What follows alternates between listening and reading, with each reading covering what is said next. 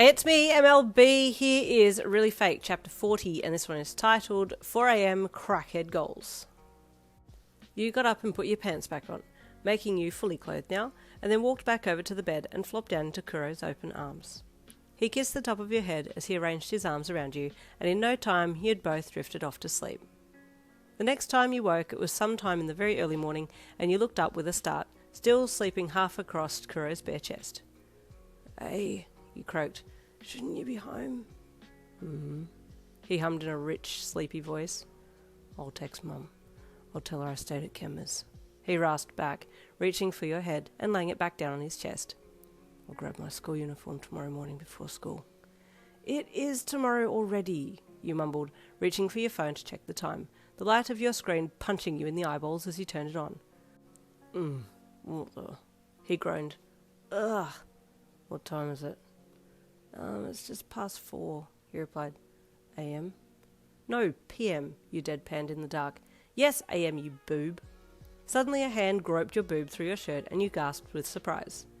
"Now I have a boob," Kuroo said excitedly as his fingers latched around it. "Unhand me, you overgrown bush turkey." You smacked his hand away smartly and then grabbed at his bare chest for anything that resembled a nipple, but ended up just smearing your hand around aimlessly. "What are you doing?" He cackled, releasing that hideously addictive laugh of his. "Where are your nipples, bitch?" you screamed at him.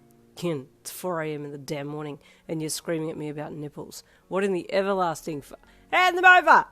"I don't know where they are, but they're there somewhere," he cackled, grabbing your arm to stop you desperately searching for the elusive nipple. "All I have to say right now is I'm glad we've ended up together." Suddenly his lips crashed into yours, taking you by surprise as you let him take over and kiss you down onto the bed again. Later that morning, Kuroo left to head back home and get changed for school, and you got ready at your place, smiling to yourself about how your weekend had ended on a high note. After completing your morning routine, you headed out the front door and off down the street, your feet barely touching the ground as you floated to the crossroads ahead. "Oi!" MF's voice called from your usual meeting place.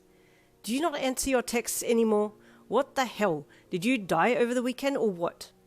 "Too soon, MF," you called back. "Do you have any idea what happened this weekend?" "I would if you had replied to my messages," she sassed playfully, popping one hand on her hip. "Why, what happened?"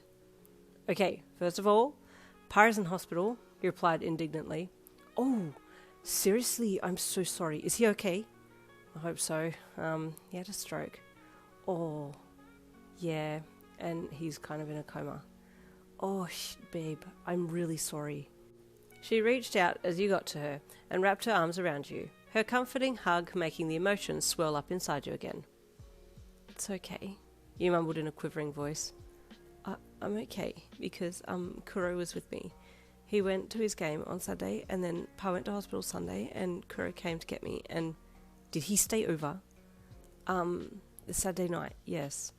"Oh my god," MF exclaimed, ripping your body back from hers and holding you at arm's length by the shoulders as she stared at you. "Did you guys do..." "No! Well..."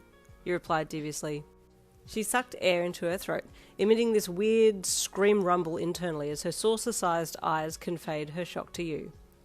"We didn't, do it, but, he went down on me," you admitted with a shy look. Her nails gripped into the tops of your shoulders and you winced with pain. "Ow!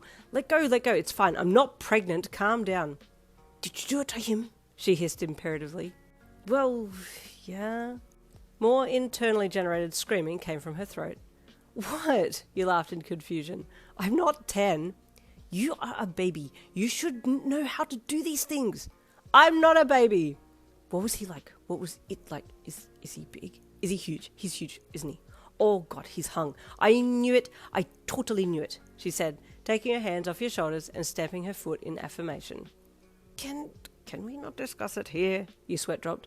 "There are people around." Suddenly you both became aware of the foot traffic around you, some people giving you odd looks. "Oops, sorry," she apologized. "But you need to tell me all about it." Yeah, later." The two of you continued on to school, catching up on different things while you walked, then parted ways to go to your locker room. "See you at lunch?" she called. "Yep," you replied, smiling as you got to your locker and opened it. Suddenly, a hand wrapped around your waist from behind, and a gentle yet firm kiss on the nape of your neck caused you to jump in surprise. You tried to turn around to see who it was, although you kind of already knew who it was. It could only be one person. Morning, Short Stark. Kuroo's mellow voice greeted your ear. We're at school, you squeaked with embarrassment, turning around in his arms to find yourself face to face and cabardoned by the captain of the volleyball team. Is that supposed to deter me? He leered. Thank you for last night, by the way. Keep your voice down, you hissed with embarrassment. You know I like the noise, he whispered in a sexually charged voice as his hands moved from the locker and gripped your sides while he pushed his leg between yours. Kuroo, you screeched in a suppressed yet high-pitched voice. First names only, he tutted. Tit, you teased as you fought him off you. I know a tit that I can grab if you keep running that mouth, Kuroo leered. Touch my boob in public and you will not see the light of day again because I will bury you 6 feet under. In your hometown? He teased. Your hometown, 6 feet under, isn't it? Hell. Satan is my father, don't test me, you leered. Just then the bell for school started to ring and Kuroo clicked his tongue with playful frustration. Saved by the bell, huh? I'll see you at lunch then, he said calmly as he gave you a wink and then stepped back and strolled away. No kiss, no nothing. Definitely a power move on his part. With a scowl, you turned back to your locker and grabbed your books that you needed, and then headed for homeroom class. What a tease! Stay tuned for chapter 41 coming tomorrow. I'll see you then.